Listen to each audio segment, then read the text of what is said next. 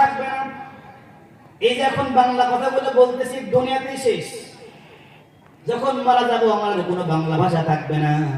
কারণ যখন আপনি কবরে যাবেন, ওই কবরের ভিতরে আপনাকে এসে আপনাকে কিন্তু বাংলা কথা বলবে না, এই বেটা বল তোর রবকে, বলবে বলবে তোর দিন কি, তোর ধর্মটা কি, বলবে তোর নবী কে ছিল, যা প্রশ্ন করবে সবগুলা তারা আরবিতে করবে। তার মানে হলো মানুষ যখন মারা যাবে, মারা যাওয়ার সাথে সাথে সারা দুনিয়ার সব মানুষের ভাষা একটা ভাষা হবে, সেই ভাষার নাম কি? কি ভাষা? আরবি ভাষা। আল্লাহ পাক বলবেন ইকরা কিতাবাক কাফা বিনাফসিকা আল-ইয়াওমা আলাইকা হাসিবা। তখন সে তার আমলনামাটা খুলবে, আমলনামাটা খোলার পরে একের পর এক তার অপরাধগুলো ধরা পড়ে যাবে। সে দুনিয়ার ভিতরে যদি কেউ বিন্দু পরিমাণ গুনাহ করে থাকে, যদি কেউ বিন্দু পরিমাণ নেকির কাজও করে থাকে, সবগুলা তার আমলনামার মধ্যে দেখতে পাবে।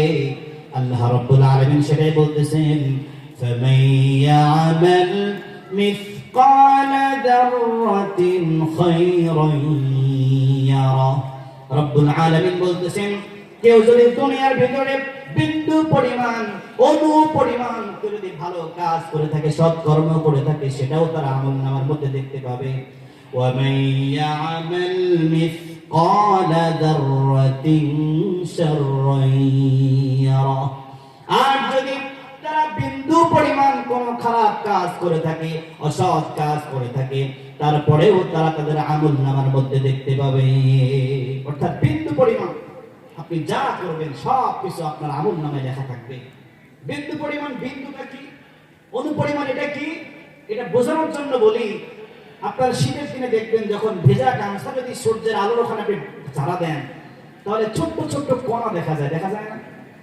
ওই ছোট্ট ছোট্ট যে আমরা মাথা চুলকাইতে লাগলে মাথা থেকে সাদা সাদা গোটা গোটা কিছু বের হয় মাঝে মাঝে, দেখেন না আপনারা?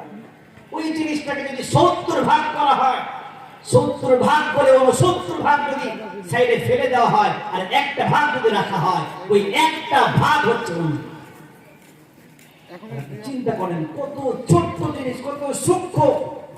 এত ছোট ভালো কাজ যদি আপনি করে থাকেন, তারপরেও সেটা আপনার আমলনামায় দেখতে পাবেন। যদি আপনি ওই বিন্দু পরিমাণ খারাপ কাজ করে থাকেন, তারপরেও এটা আপনার আমলনামায় লেখা থাকবে। আপনি দেখবেন যে হঠাৎ করে একদিন কাউকে বিনা দোষে বকা দিয়েছিলেন, ওটা লেখা থাকবে।